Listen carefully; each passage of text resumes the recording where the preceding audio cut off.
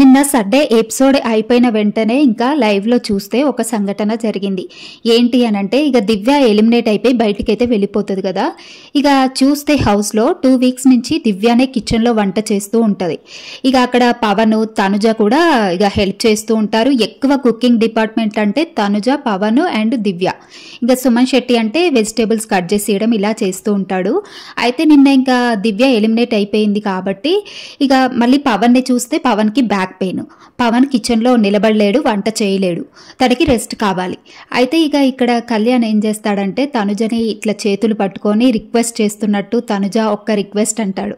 ఏంటి కళ్యాణ్ అంటే నువ్వు వంట చేయవా ఈరోజు అనేసి అంటాడు. అయితే ఇంకా తనుజ అంటుంది ఎవ్వరు లేరా కళ్యాణ్, నాకు కొంచెం టైర్డ్గా అనిపిస్తుంది అని అంటే ప్లీజ్ తనుజ అర్థం చేసుకో, ఎందుకంటే ఇంకా ఎవ్వరు వంట చేసే వాళ్ళు ఎవ్వరు లేరు, నువ్వు మంచిగా చేస్తావు కాబట్టి నేను నిన్ను రిక్వెస్ట్ చేస్తున్నాను, ప్లీజ్ యాజ్ ఎ కెప్టెన్గా చెప్తున్నాను అర్థం చేసుకో అనేసి కళ్యాణ్ అంటాడు. ఇంకా తనుజ ఆలోచిస్తూ అలాగే చూస్తుంది కళ్యాణ్ వంక. ఇంకా ఏమంటాడంటే ఈ రోజు వరకు వంట చేసే తనుజ, రేపు ఏదో ఒకటి ఎవరినన్నా సెట్ చేస్తాను కిచెన్లో, లేదంటే నువ్వే చేస్తా అంటే నువ్వే చేద్దు, నీ ఇష్టం. ఇక నీకు హెల్పింగ్గా కావాలంటే సుమన్ శెట్టి అన్నను ఉంచుతాను. ఇక డెమన్ పవన్ కాస్త వాడికి ఓపిక వచ్చిందాక కొంచెం పెయిన్ తగ్గేంత వరకు నువ్వే చూసుకోవా అని చెప్పేసి అక్కడ తనుజకి రిక్వెస్ట్ చేస్తాడు కళ్యాణ్.